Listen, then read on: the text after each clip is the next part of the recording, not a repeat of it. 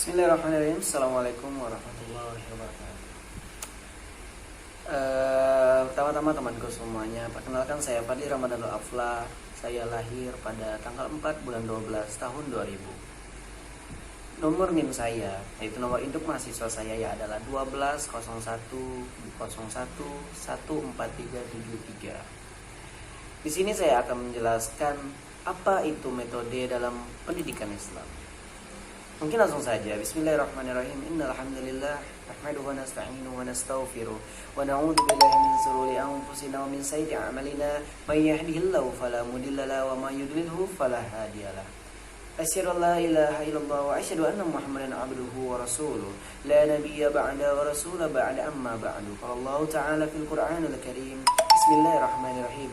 Ya ayyuhalladzina amanu taqullaha haqqa tuqatih ولا تموتن إلا وأنتم مسلمون فإن أصدق الحديث كتاب الله وخير الهدي هدي محمد صلى الله عليه وسلم وشر الأمور محدثاتها كل محدثات بدعة وكل بدعة ضلالة وكل ضلالة في النار. Pertama-tama marilah kita panjatkan puji dan syukur kita kepada Allah Subhanahu wa taala yang telah memberikan kita nikmat iman, ihsan dan Islam sampai kita dapat bisa bahagia sampai saat ini. Dan jangan lupa pula kita kepada junjungan besar kita Nabi Muhammad SAW yang telah membawa kita dari alam kegelapan menuju alam terang benderang pada saat ini.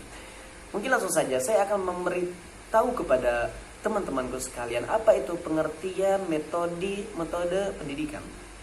Sekarang kita mengetahui apa itu istilah dulu. Istilah metode seringkali disamakan dengan istilah pendekatan dan teknik strategi, sehingga dalam penggunaan juga sering saling bergantian, dan intinya salah satu intinya adalah suatu cara untuk mencapai tujuan pendidikan yang ditetapkan. Nah, di sini kita tahu atau cara yang tepat dan cepat untuk meraih tujuan pendidikan itu tersendiri.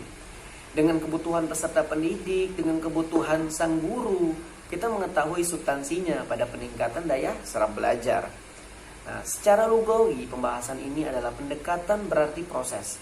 Nah, jadi maksud pendekatan itu adalah berarti proses. Secara pembuatan mendekati. Secara istilah, pendekatan bersifat aksiomatis. Nah, aksiomatis yang menyatakan pendirian. Jadi aksiomatis ini adalah sebuah yang menyatakan pendirian, filsafat keyakinan paradigma terhadap subjek mater yang harus diajarkan dalam proses pendidikan dan selanjutnya melahirkan metode pendidikan.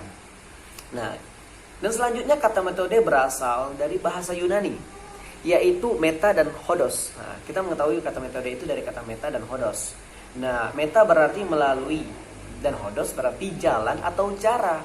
Nah, dalam bahasa Arab, kata metode ini dikenal sebagai istilah torikoh. Nah, yaitu langkah-langkah, ya kan? Nah, yang langkah-langkah yang akan kita ambil untuk membuat sebuah pendidikan itu guna membantu peserta didik merealisasikan tujuan tertentu. Dengan demikian bisa dipahami bahwa metode berarti yang digunakan untuk melakukan sesuatu pendidikan agar tercapai sesuai dengan tujuan kehendak kita. Nah, mungkin bisa dipahami sedikit tadi kesimpulan pengertiannya. Dan kita sekarang lanjut ke sesi berikutnya, yaitu tentang dasar penggunaan dan pendekatan dan metode pendidikan. Nah, yang pertama, kita mengetahui dasar penggunaan yang pertama. 1. Tujuan pendidikan pembelajaran yang akan disampaikan mencangkup dominan yang kognitif. Apakah kalian tahu di sini apa itu kognitif? Kognitif adalah sebuah pikiran, yaitu pikir. Nah, dan selanjutnya adalah efektif.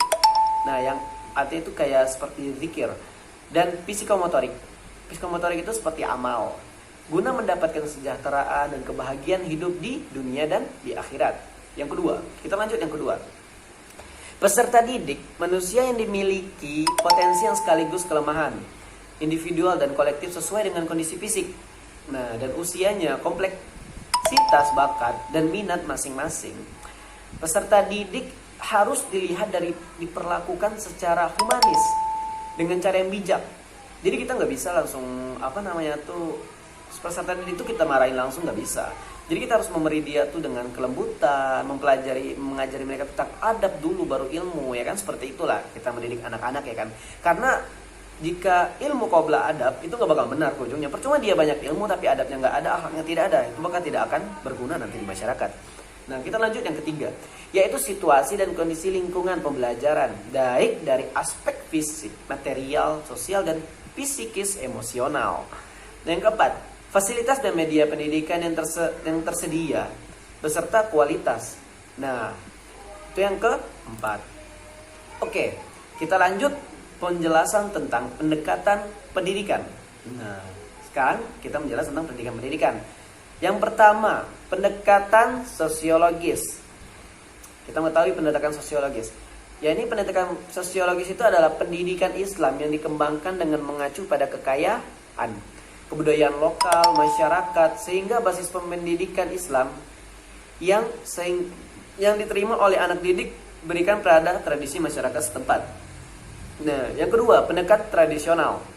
Nah, pendekatan yang mengembangkan pendidikan pondok pesantren masa lalu, misalnya pesantren kaum salifiyah dan beberapa pesantren yang masih mempertahankan modern pendekatan pendidikan gaya yang lama. Yang ketiga adalah pendekatan struktural. Adalah pendekatan pendidikan Islam yang mengacu pada kehendak struktural tertentu. Misalnya, pola pendidikan struktural kekuatan keluarga yang feodalistik atau struktur yang dibangun oleh penguasa. Yang keempat, pendekatan fungsional adalah pendekatan pendidikan Islam yang antara sumber kultural masyarakat itu yang dipersonalistik, sehingga pendekatan ini disebut dengan pendekatan kultural. Nah, sekarang kita mengacu kepada bentuk-bentuk metode mengajar. Yaitu pertama, metode mengajar adalah seperti metode pemberian tugas. Nah, metode pemberian tugas ini merupakan metode yang memberikan kesempatan kepada siswa untuk melaksanakan tugas berdasarkan petunjuk langsung yang telah dipersiapkan guru, sehingga siswa dapat mengalaminya secara nyata. Metode ini dikenal dengan sebutan pekerjaan rumah dalam pencapaiannya. Jadi ketika anak-anak kita mengajar mereka di kelas, kita beri mereka sebuah tugas dan kita akan lihat hasilnya. Apa yang mereka cerna ketika kita membahas apa yang kita bahas tadi, ya kan? Makanya kita beri mereka tugas, yaitu pekerjaan rumah, yaitu PR tadi. Yang kedua, metode demonstrasi. Nah, metode demonstrasi adalah suatu pengajaran mempertunjukkan sesuatu hal yang ditunjukkan pada berupa suatu rangkaian percobaan. Nah, suatu model, suatu keterampilan tertentu. Yang kedua adalah metode eksperimen. Metode eksperimen ini adalah suatu cara mengajar yang memberikan kesempatan kepada siswa per orang kelompok untuk mengeksperimen. Nah, kita lanjut kepada metode proyek. Nah, metode proyek ini adalah suatu cara mengajar yang memberikan kesempatan kepada siswa untuk menggunakan berbagai aspek dalam kehidupan sehari-hari sebagai teman bahan pelajaran agar siswa tertarik untuk sebuah pembelajaran tersebut. Nah, yang selanjutnya adalah metode diskusi. Di sini kita memberi metode diskusi untuk menyuruh anak-anak tersebut mendiskusikan apa yang telah dipelajari dan apa kesimpulan berdasarkan pengetahuan dan pengalaman yang telah diperoleh guna untuk memecahkan suatu masalah. Dengan kata lain, metode siswa ini mempelajari sesuatu melalui musyawarah. Nah, jadi di sini diskusi itu seperti musyawarah, ya kan? Berbagi ilmu, yaitu mengumpulkan sebuah ilmu di antara teman-teman yang lain. Mereka diskusi apa yang mereka dapat dari sebuah permasalahan ini. Nah, itu metode karya wisata. Maksud metode karya wisata ini adalah suatu cara penguasa pelajar yang terdapat di luar kelas atau di lingkupan kehidupan nyata. Nah, diterapkan karena akan dipelajari hanya terdapat di tempat tertentu. Jadi mereka mempelajari ilmu yang terdapat di kalangan lain, di luar kelas. Nah, itu seperti maksudnya wisata tadi, ya kan? Kan dia mempelajari ilmu itu di wisata lain. Dia misalkan dia tuh mempelajari matematika, dia pergi ke wisata, ke tempat misalkan ke museum atau kemana, ya kan, tentang wisata, tentang yang dimana di sana membahas tentang matematika dan hal-hal yang lainnya. Nah, inilah semua yang saya bacakan tadi, yang saya berikan presentasi saya tadi, itu adalah semua tentang itu metode-metode ilmu pendidikan. Nah, mungkin jika ada yang kurang dipahami oleh teman-teman semuanya, bisa saja langsung tanyakan kepada saya. Mungkin ini saja hasil presentasi saya hari ini. Jika ada kata-kata saya yang salah, saya mohon maaf. Karena saya bukan malaikat, ya kan, yang tidak pernah luput dari salah. Oke, terima kasih teman-temanku semuanya. Walahir, assalamualaikum warahmatullahi wabarakatuh.